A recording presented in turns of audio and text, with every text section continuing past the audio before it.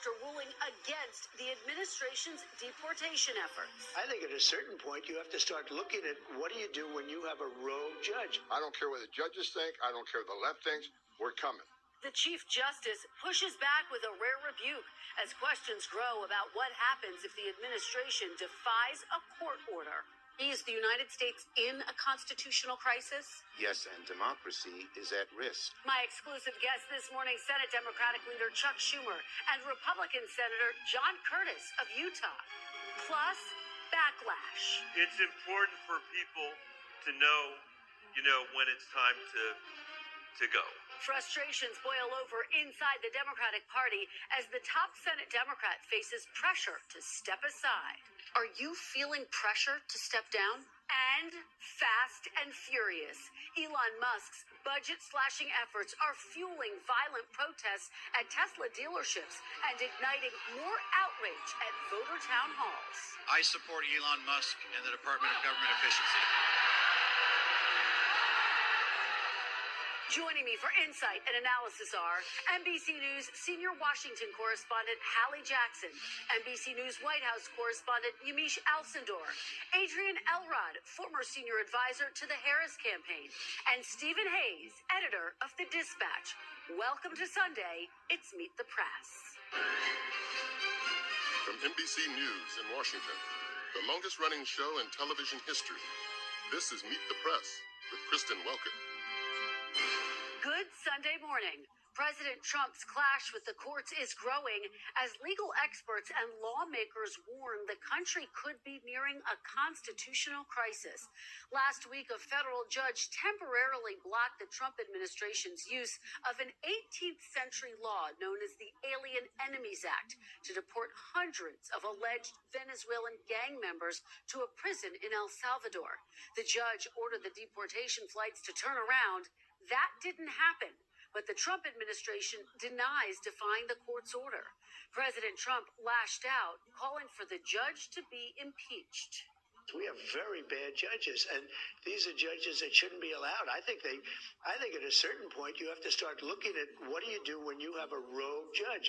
The judge that we're talking about, you look at his other rulings, rulings unrelated, but having to do with me, he's a lunatic. Just hours after the president's social media post, Chief Justice John Roberts delivered a rare rebuke, writing, quote, "For more than 2 centuries, it has been established that impeachment is not an appropriate response to disagreement concerning a judicial decision. The normal appellate review process exists for that purpose." NBC News has tracked 37 rulings from federal judges that have at least temporarily blocked actions taken by President Trump. President Trump has insisted he would not defy a court order. Going forward, I had judges would you that were defy so a court corrupt. order? Because we all know that was I outrageous. never did defy a court order. And you wouldn't in the future. No, you can't do that. However, we have bad judges. We have very bad judges. But then on Friday, the president left the door open. If there was a flight tonight full of accused gang members and somebody called and said, "Mr. President, I know that this is still being adjudicated, but we can get these guys down to El Salvador right now," would you say that that's okay? I would say that I'd have the Secretary of State handle it because I'm not really involved in that. But the concept of getting bad people, murderers, rapists, drug dealers, these are really some bad people out of our country. I ran on that. I won on that. What they should be asking this judge, this radical left judge, he should be saying, why did Biden allow these criminals in our country? Meanwhile, across the country, elected officials are feeling the heat from voters over Elon Musk's efforts to slash federal government agencies. We have sent you to Congress for decades. We expect you to follow through for what we Iowans really want our government to do and not to have a federal government that is being dismantled by this President Trump and Elon Musk. Please stand up for what's right and do your job. After his election, then President-elect Trump told NBC News, quote, "We're not touching Social Security." But now, after several comments from Elon Musk, Social Security is the biggest Ponzi scheme of all time. Some of the president's allies on Wall Street, in corporate America, and in Congress are questioning whether the billionaire should continue to do so many media interviews. Four sources familiar with the matter tell NBC News. Trump allies have called and conveyed to Mr. Trump and the White House that Musk either has to be taken off air or needs to be more scripted. White House Press Secretary Caroline Leavitt responded, defending Musk and telling NBC News any American receiving Social Security benefits will continue to receive them. The sole mission of DOGE is to identify waste, fraud, and abuse only. The political landscape is also challenging for Democrats who are struggling to find a message to counter President Trump. Senate Democratic leader Chuck Schumer is now facing some of that frustration from members of his own party after siding with Republicans on the government funding bill. I myself don't give away anything for nothing. And I think that's what happened the other day. I was deeply disappointed that Senator Schumer voted with the Republicans. You know you're on bad ground when you get a personal tweet from Donald Trump thanking you for your vote. This isn't just about Republicans either. We need a Democratic Party that fights harder for us too. Let me just say, it's important for people to know, when it's time to go. On Thursday, I spoke with Leader Schumer, author of the new book, Anti-Semitism in America, A Warning. Senator Schumer, welcome back to Meet the Press. Good morning, Kristen. Glad to be back. Well, it's wonderful to have you. We are going to talk about your book, Anti-Semitism in America, A Warning, in just a moment. I do want to start with some news topics, this back and forth between President Trump and the judiciary. This week, the president called to impeach a judge who ruled against him on deportations of alleged Venezuelan gang members, as you know. Supreme Court Justice John Roberts released a rare statement rebuking the idea of using impeachment to settle judicial disagreements. Some constitutional scholars and fellow Democrats, Leader Schumer, say this is a constitutional crisis. Do you agree? Is the United States in a constitutional crisis? Yes, I do, Kristen, and democracy is at risk. Look, Donald Trump is a lawless, angry man. He thinks he should be king. He thinks he should do whatever he wants, regardless of the law. And he thinks judges should just listen to him. Now, we have to fight that back in every single way.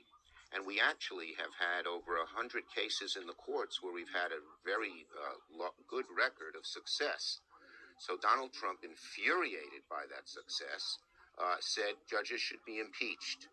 Let me tell Donald Trump and the American people, Democrats in the Senate will not impeach judges, full stop. President Trump said he would not defy a court order. Do you agree? Do you believe him?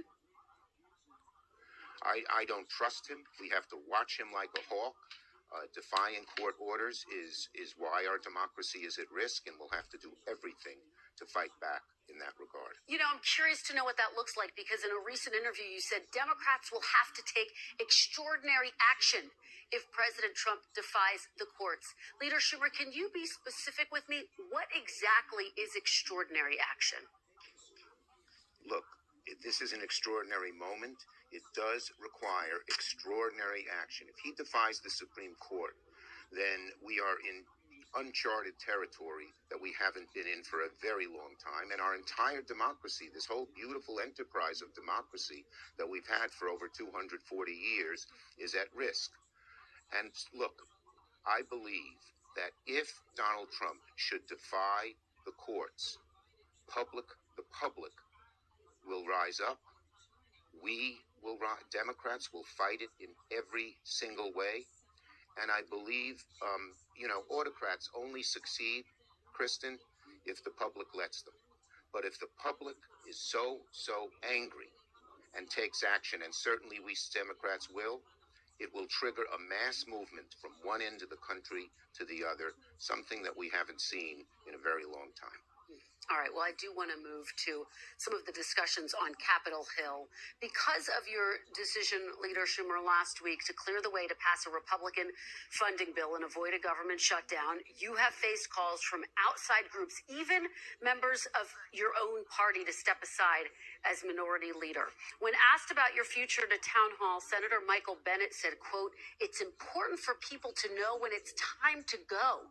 Leader Schumer, are you feeling pressure to step down?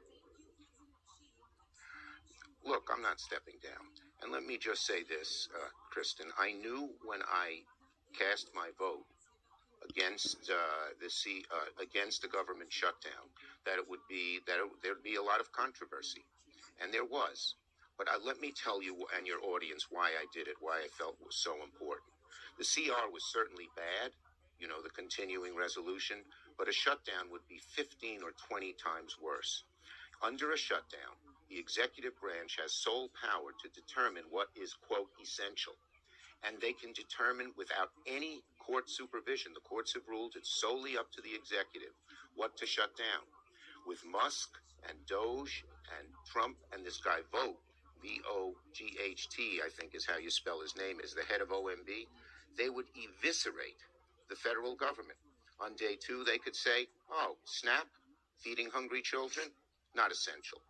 On day 4, mass transit, all transit, aid to the states, not essential. We're cutting it. On day 6, Medicaid, we'll cut that by 20, 30, 50, 80%. We'll go after Social Security. We'll go after the veterans. Their goal is to just eviscerate the federal government so they can give more tax cuts to their billionaire class over there. And so it would be devastating. And here's what makes one more thing. Here's what makes it worse. There's no off-ramp. Who determines how long the shutdown would last? Only those evil people at the top of the executive branch in the Trump administration.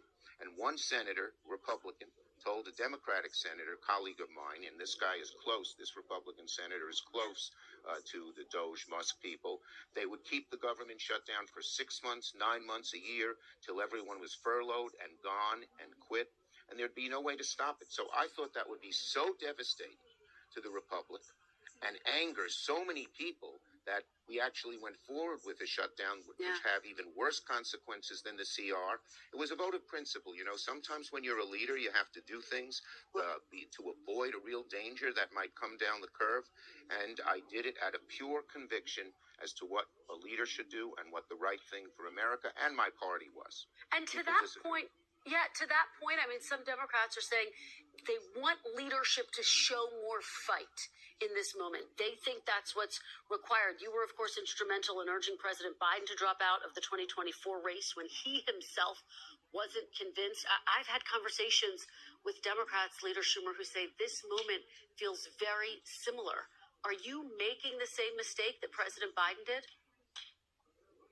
No, absolutely not. I did this out of conviction. And look, in my caucus, we have a disagreement as to, some people voted one way, some people voted the other. But we've all agreed to respect each other because each side saw why the other side felt so strongly about it. And our caucus is united in fighting Donald Trump every step of the way. Our goal, our plan, which we're united on, is to make Donald Trump the quickest lame duck in modern history by showing how bad his policies are. He represents the oligarchs, as I said. He's hurting average people in every way. And we are, through oversight hearings, we're exposing what he's doing. Through the courts, which I mentioned, we've had some real success in, through legislation, and through organizing in all the districts throughout the country. So that I believe that because the Republicans are already nervous, a lot of them said don't hold town hall meetings. I believe by 2026, the Republicans in the House and Senate will feel like they're rats on a sinking ship because we have so gone after Trump and all the horrible things he's doing, and they will know it, see it, hate it, and act on it. Let me ask you about something former House Speaker Nancy Pelosi said on Tuesday about your decision. She said, quote, "I myself don't give away anything for nothing, and I think that's what happened the other day." Do you acknowledge that Democrats didn't get anything in this fight, Leader Schumer? Well, what we got at the end of the day is avoiding the horror a shutdown.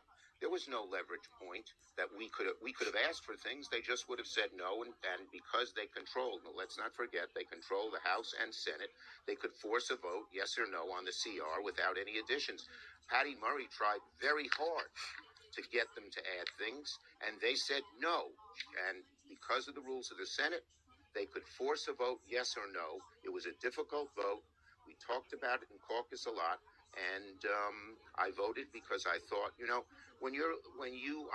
I say to people, when you're on that political mountain, the higher up you climb, the more fiercely the winds blow. And the only way you stop being blown off the mountain is your internal gyroscope. My internal gyroscope said, regardless of the fact that some people would not like it, which I knew, that I had to do the right thing for the country and for our party. Just very quickly, Leader Schumer, because I want to get to your book, I want to play a moment of you, I'd a like protest from last month, other Democrats protesting Elon Musk's Doge cuts. Take a look. I am going to stand with you in this fight, and we will win. We will win. We will win. We will win. Leader Schumer, what do you say to members of your own party who feel like that type of resistance is not meeting the enormity of this moment, this political fight that's required? Well, I said, that was one day and one line, and but we are fighting in every way, in the courts, in oversight, in legislation, in organizing, and we're united. Hakeem and I are united.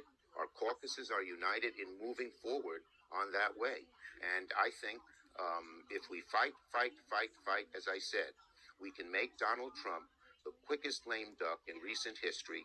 His Republican colleagues will want to abandon him and will do very, very well in the 2026 elections. All right, let's talk about your book. Again, Anti-Semitism in America, a warning. Leader Schumer, I read it. You talk about the rise of anti-Semitism here in the United States and globally, particularly after October 7th. I thought it was very notable that you talk about the fact that on a very personal level, you have received anti-Semitic attacks, including online. You even talk about the concern that you have that your grandson could one day find that hateful content. Do you ever personally feel afraid for you and your family, Leader Schumer? Well, I don't feel afraid for myself. I'm from Brooklyn, grew up in a tough neighborhood. What can I tell you?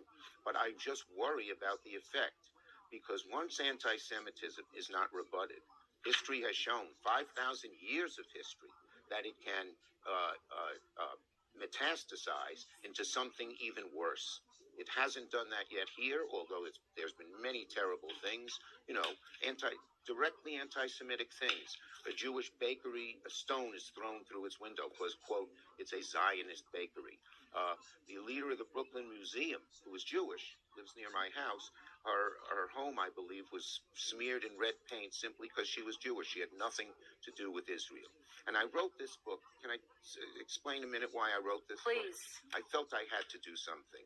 I gave speeches on the floor about anti-Semitism, but I had to do more. And here's why. We Jews, Jewish people in America, had what we call the Golden Medina, the Golden Age, from 1950 to 2000. First, all of America was advancing, my family from poor into the middle class, and so many others of every different ethnicity. But anti-Semitism actually just receded dramatically because the shadow of the Holocaust and the horrors of the Holocaust were hanging over America like a curtain. So Jews who wouldn't be allowed to live in certain neighborhoods were allowed. So Jews were admitted to different firms and professions which they were discriminated against in. And it was a great time. In 2000, it began to change. Whenever there's trouble, it begins to change. We had 9/11. You had all those conspiracy theories that the Jews knew about it and evacuated the towers. 2008, the financial crisis, the international Jewish conspiracy did it. But it really just jumped up dramatically and horribly after October 7th. So I'm writing this book, actually. I felt impelled to do it aimed at five audiences. One from my generation. Why are we going through this? And I wanted to show that I'm the highest Jewish elected official in America, is feeling the same kind of worry that they are. Second, to their children. Their children are basically the Jewish people's children are pro-Israel, pro-Jewish, but they don't know the history of how Israel struggled, how the Jewish people struggled. Third, I'm aiming it at Christians of goodwill. They understand anti-Semitism is bad, but they sometimes say to themselves, hey, why are they making such a fuss over this? Well, we have 5,000 years of history on our backs, and as I said, it can metastasize. Third, I aimed it at both the hard right, and we've seen how viciously anti-Semitic they could be, but also at the hard left. I felt as a progressive, I could talk to them about how some of their anti-Israel activity, I might disagree with it, but they're certainly entitled to do it, and it is not anti-Semitic, has been sliding over into direct anti-Semitism. And fifth, Kristen, I would like all of America to read this. So I hope it will be reading in colleges and in high schools to teach people the history. You know, of people under, I think it is 25, 20% believe the Holocaust was a fake, and another 50% don't even know about it. I believe the best antidote to anti-Semitism is education. And that's what this book does. And I think it does it in a sort of non-professorial, friendly, not friendly, but, you know, engaging way. Well, it does. And look, you are the highest ranking Jewish elected official ever in the United States. Leader Schumer, do you think you will see a Jewish president in your lifetime? I think that's possible. I do. America in general, you know, we're a beautiful people, and glass ceilings are broken every day. So I hope we've seen an African-American president. I hope one day we'd see a woman president. It would be nice to have a Jewish president, too. All right. The book is Anti-Semitism in America, A Warning. Leader Schumer, thank you so much. It's an important read. Thank you for being here today.